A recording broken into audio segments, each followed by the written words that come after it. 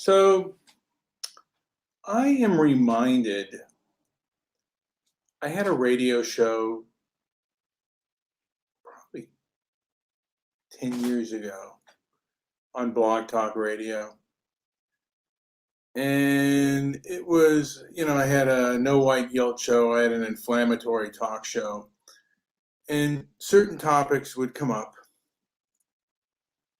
And, I did have rather inflammatory people call in on both the right and on the left. And I'm reminded how people can be basically blind, and this includes myself, to other people's perceptions or perspectives, and oftentimes to their own hypocrisy and to their own lack of realization. But I have to say that it doesn't really matter to a large extent.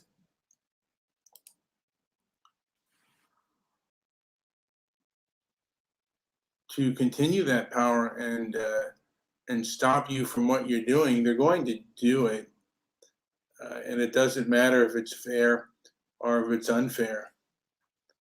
They do censor. I mean, social media and the internet, those that control it do and will censor. And they say, it's protecting the masses, because the masses cannot hear information and debate. I guess they believe that that debate isn't a good thing, and it used to be. Before the advent of the internet, the powers that be that controlled the media would say that bad and hate speech, or speech that is hateful and racist, the answer to that is more speech. I remember that in the 80s and 90s. And now they say, well, freedom of speech doesn't mean freedom of reach.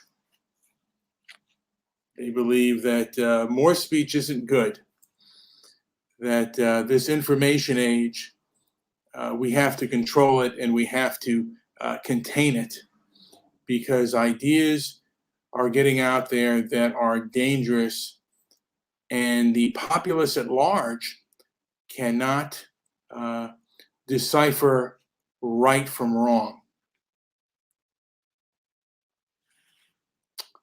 And there's a part of me, and I, just my opinion, is that a lot of speech that's out there, a lot of truthful things that are out there, can be very hurtful. And there are people that want to protect certain groups from hurtful realities.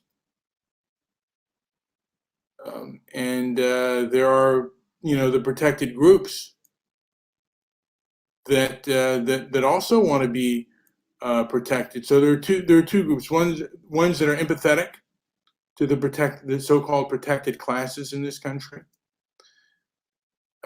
and those protected groups also want to be protected.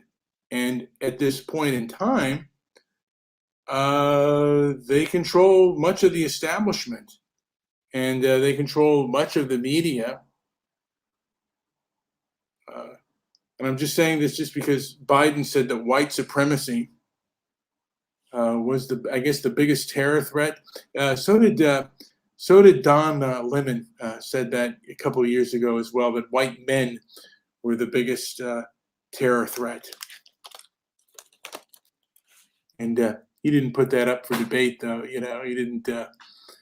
didn't debate the issue. He just lectured us. And there's a part of me that's kind of glad to see how low the ratings of CNN are going, because to me, they are an attack upon the average man, and woman in this country that wants to voice their opinion. And it used to be that the media was for the select few, and not anymore. And information used to be right there at your fingertips. I'll tell you the two things that have been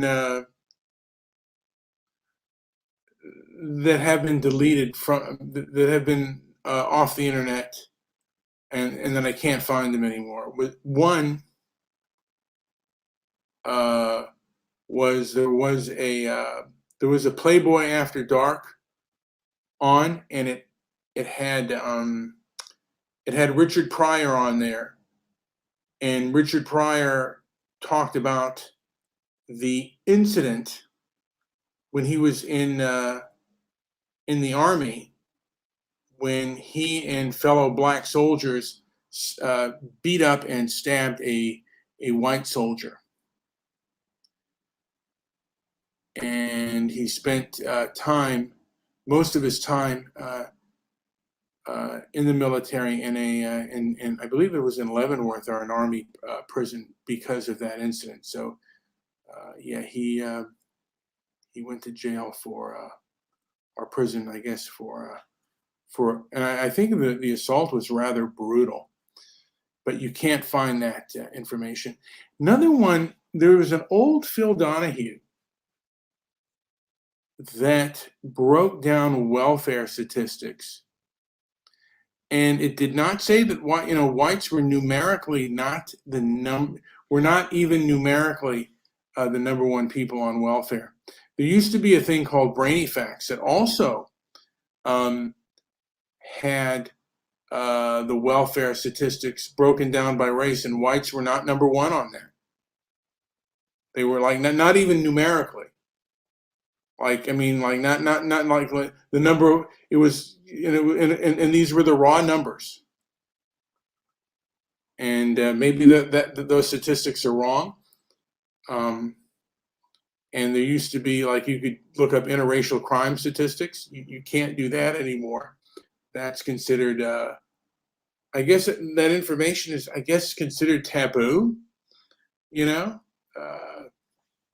is what it is. But one of the things I'd like to do with Transparency and Merit, my website, is to have all the information out there, all the conspiracy theories out there. That bandwidth does cost a lot of money, but one of the things I'd like to do is just like, you know what, man, information is information, and are there crackpots that will take information and do bad things with it? Yes, but on average, I believe that information is good. It may be hurtful, because a lot of times, man, ignorance is bliss, but the truth will set you free.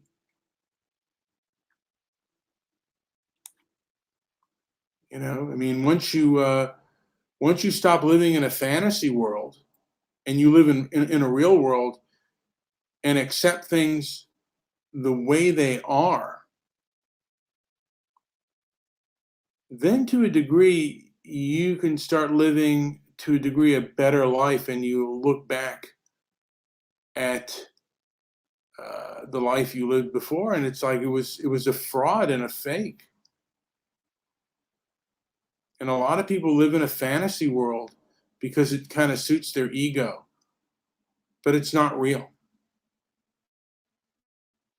And there is certain truths out there that are very uncomfortable, but would you rather know those truths, or would you rather have those truths hidden? Right now, the internet wants those truths hidden, and they want people's opinions hidden. It's kind of fake. It makes for a more fake society, and my goal is to make a society more real. Anyway, this has been Brian with Transparency and Merit. Like, subscribe, and leave a comment down below.